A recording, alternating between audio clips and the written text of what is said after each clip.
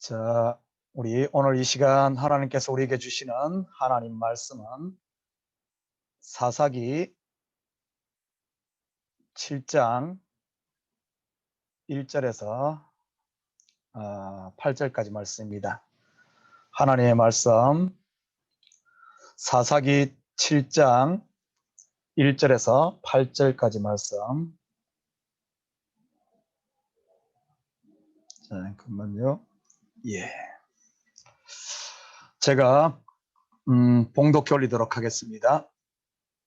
여룻바알이라는 기드온과 그를 따르는 모든 백성이 일찍이 일어나 하롯셈 곁에 진을 쳤고 미디안의 진영은 그들의 북쪽이요 모레산 앞 골짜기에 있었더라. 여호와께서 기드온에게 이르시되 너를 따르는 백성이 너무 많은즉 내가 그들의 손에 미디안 사람을 넘겨주지 아니하리니 이는 이스라엘이 나를 거슬러 스스로 자랑하기를 내 손이 나를 구원하였다 할까 함이니라.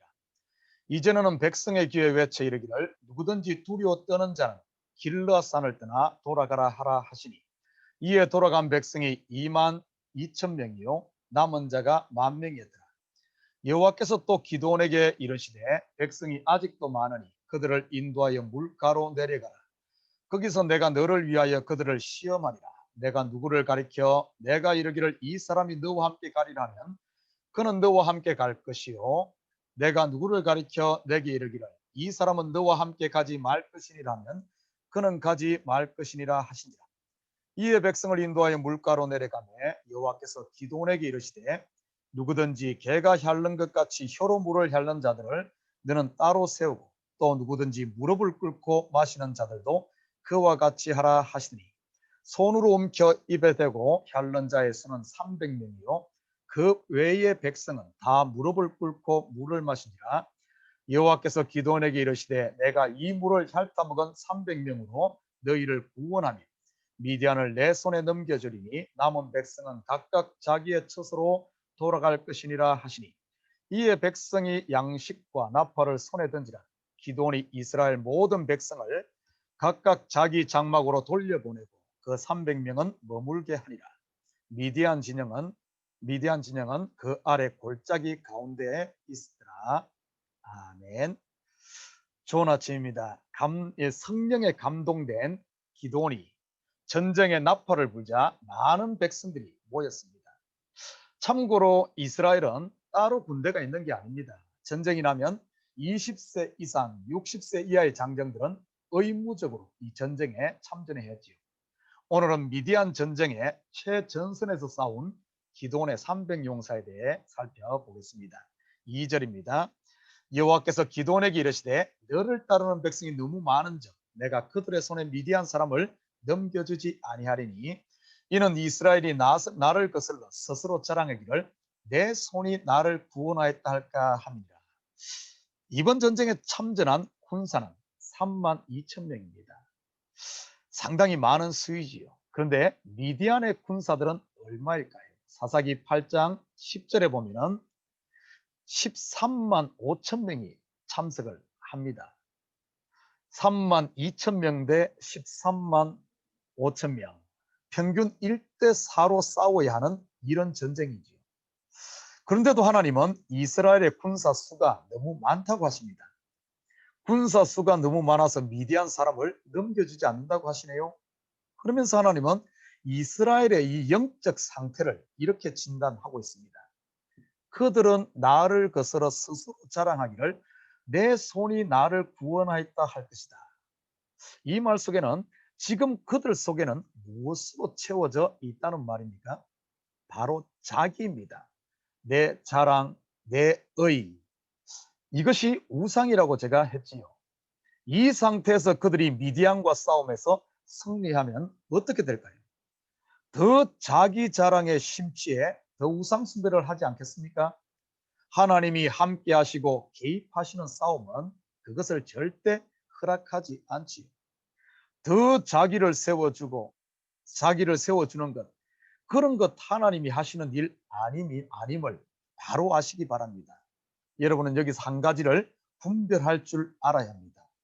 이 시대 많은 교회에서 각종 성경 공부다, 제자 양육이다, 아니면 각종 프로그램을 운영하며 정말 하나님 앞에 순종하는 훈련이 아닌 자기를 키워주고 세워주는 것들이 은근히 많다는 사실입니다. 누가 자기를 인정해주고 세워주면 물불 안 가리고 헌신을 하지요. 사람의 이런 속성을 슬쩍 건드려 그것을 믿음으로 둔갑시킨다든지 은혜 받은 것으로 착각하면 절대 안 됩니다. 물론 그렇게 하면은 일은 잘할 겁니다. 그러나 일 잘하는 게 다가 아닙니다. 은혜에서 나오는 힘이 아닌 누가 알아주고 세워주니까 나오는 힘은 결국 살리는 게 아니라 그를 죽이는 것이기 때문이지요. 왜냐하면 더 자기를 교만하게 하고 하나님으로부터 멀어지니 말입니다. 하나님께서는 자기 백성들에게 그렇게 일을 시키지 않습니다. 하나님의 관심은 일이 아니라 우리를 살리는 것이니까요. 하나님께서는 이런 자들로 채워진 사람들을, 이런 자기로 채워진 사람들을 다 골라냅니다. 3절 같이 봅니다.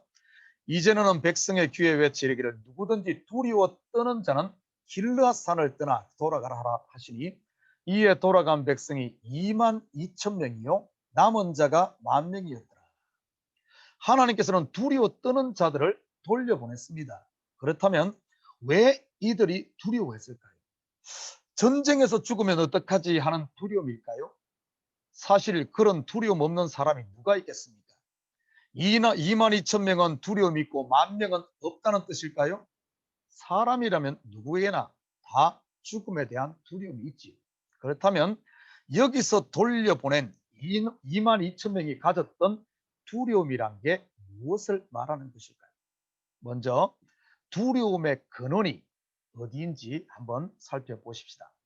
창세기 3장 8절에서 10절 제가 읽어드리겠습니다.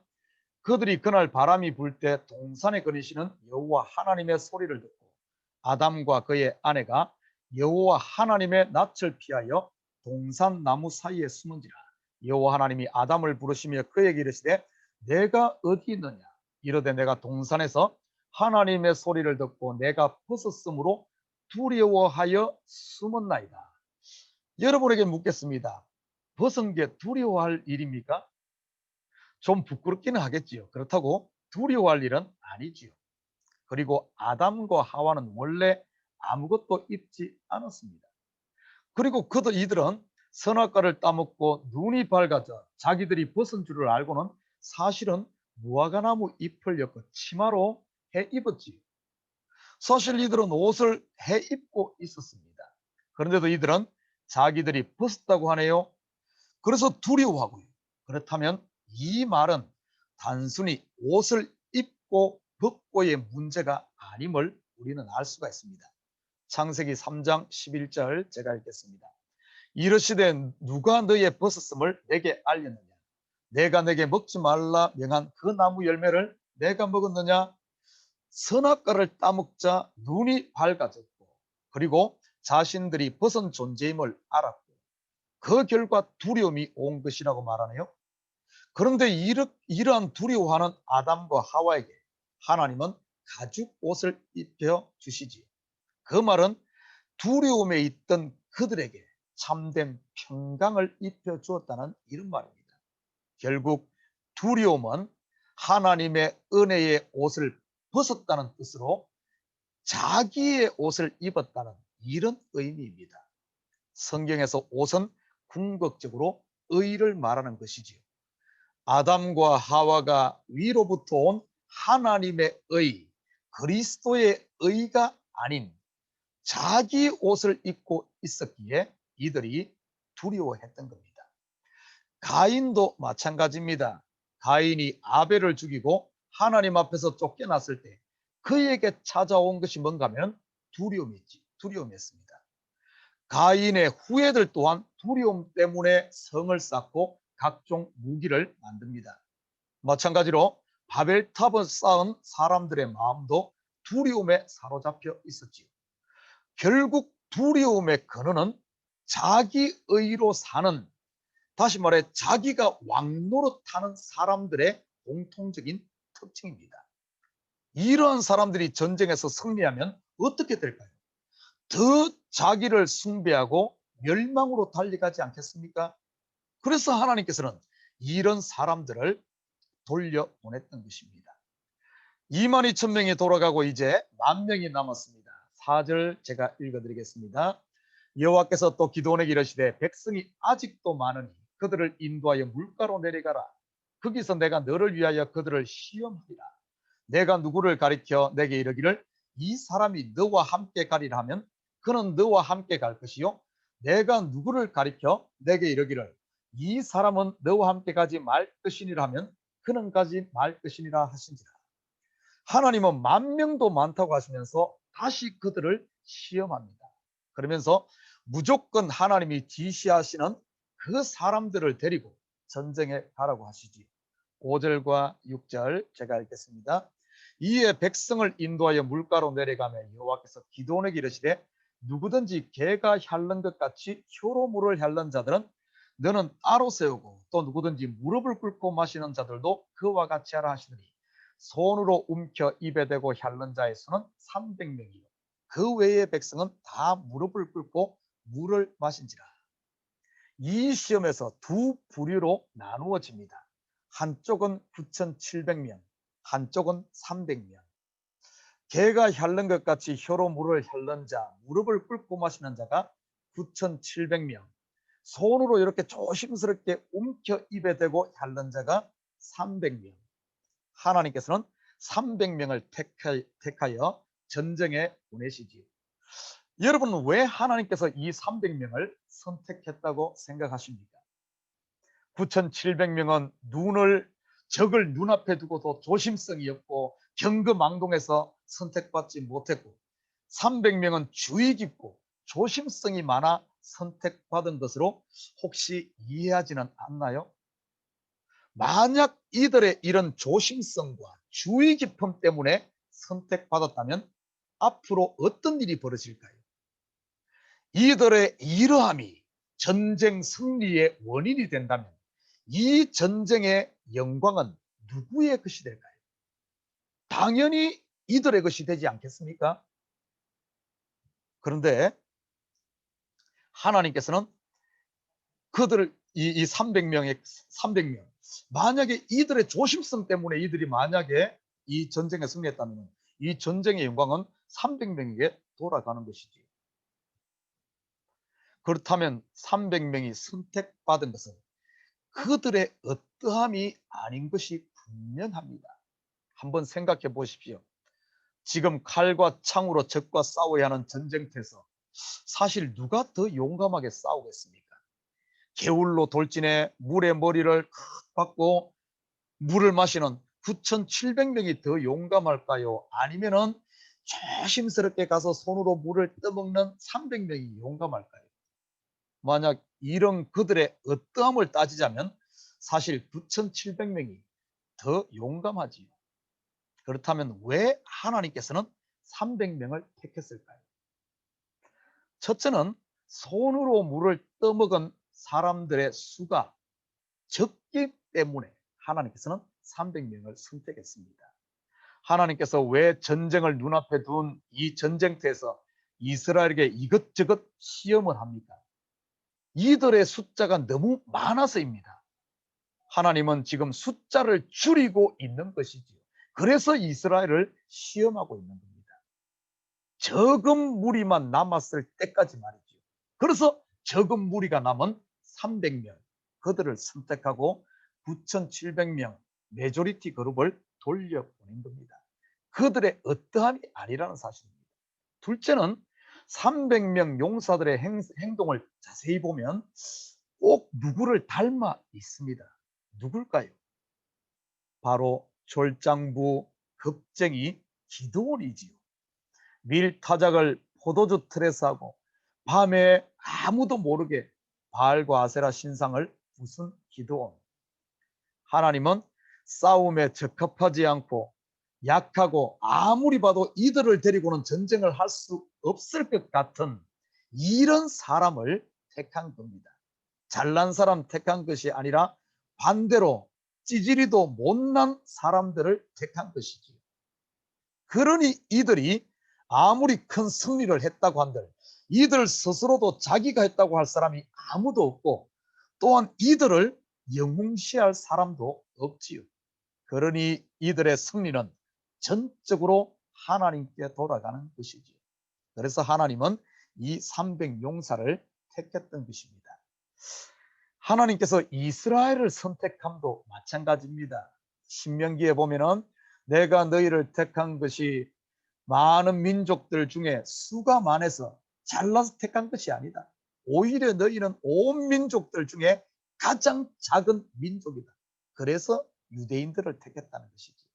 사도 바울도 같은 취지의 이야기를 합니다. 고린도전서 1장 26절에서 29절입니다.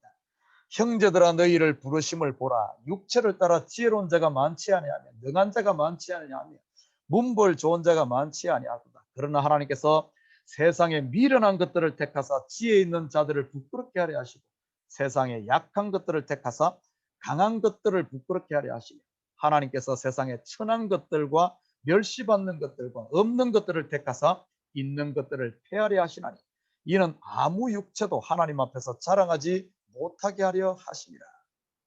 기드온의 300용사, 사실 세상적인 관점에서 이 전쟁에 나갈 군사로는 적합하지 않은 0점짜리 이런 군인들이지요.